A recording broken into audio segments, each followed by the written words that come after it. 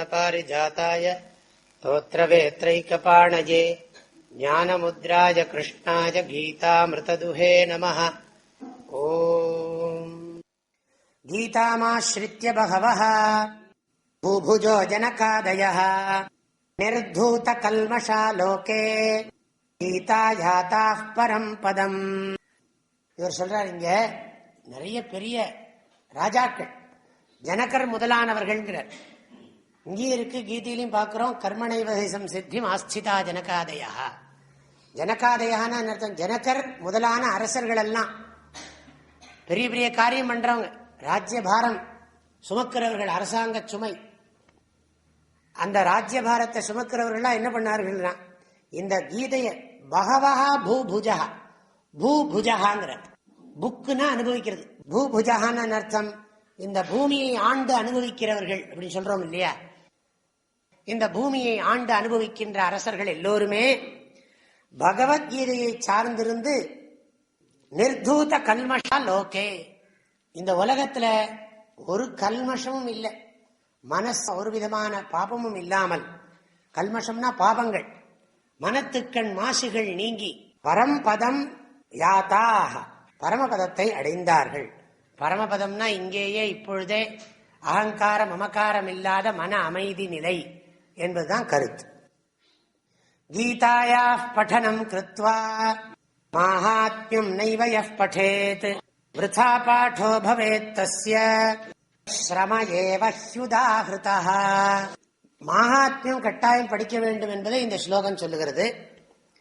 பகவத்கீதையை படிச்சுட்டு நீ மகாத்மியத்தை படிக்கலைன்னா வீண் சிரமமா ஒரு இதுக்காக சொல்றது, அதிசயோக்தி.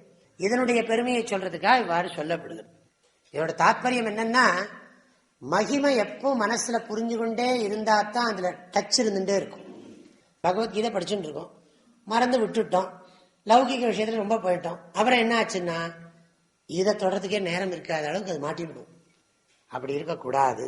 அது மாதிரிதான் அது இப்படி அர்த்தம் பண்ணிக்கணும். அதுக்காக படிக்கலைன்னா பாவம் இத்தனை வருஷமா அப்படி படிக்காம இருந்துட்டேனே அப்படின்னு உங்களுக்கு கில்ட் வந்துடக்கூடாது. அதனால நீங்க தப்பா நினைச்சுக்க வேண்டிய அவசியம் இல்லை. ஆனா கீதா மகாத்மியம் படிக்கிறது ரொம்ப நல்லது. ஏதன் மகாத்மிய சம்யுக்தம் கீதாபியாசம் கரோதி யஹ ததத் பலமவாப்னோதி துர்லபாம் கதிமாப்னுயாத். இந்த 21ஆம் ஸ்லோகம் எதிர்மறையில சொல்லியது, நெகட்டிவா சொல்லியது. படிக்கல பிரயோஜனம் எல்லாம் வீணா போயிடும், கீதை படிச்சது வீணா போயிடும் அப்படி சொல்லியது.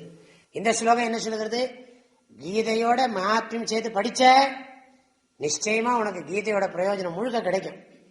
ஏதன் மகாத்மிய சம்யுக்தம் கீதாபியாசம் கரோதி யஹா, எவனொருவன் இந்த கீதா மகாத்மியத்தோட கீதையை படிக்கிறானோ அவனுக்கு அதோட பிரயோஜனம் நன்றாக கிடைக்கும்.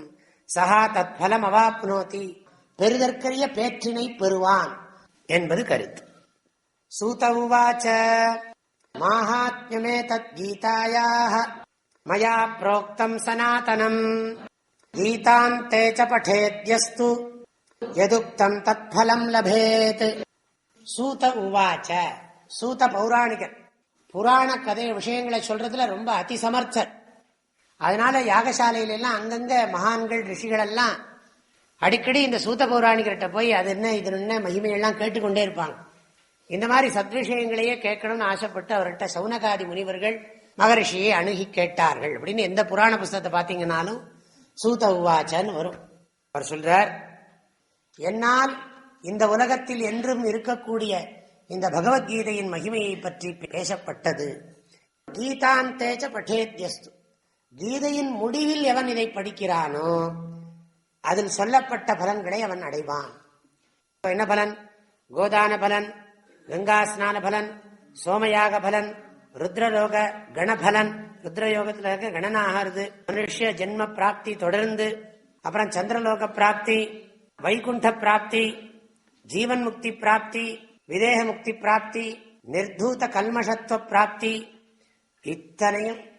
அது மாத்திரமில்ல, பரிபூர்ண பிரயோஜன பிராப்தி எல்லாம் கிடைக்கும் என்று வாராக புராணத்துல இந்த கீதா மகாத்மியமானது இந்த அளவிலே நிறைவு பெறுகிறது.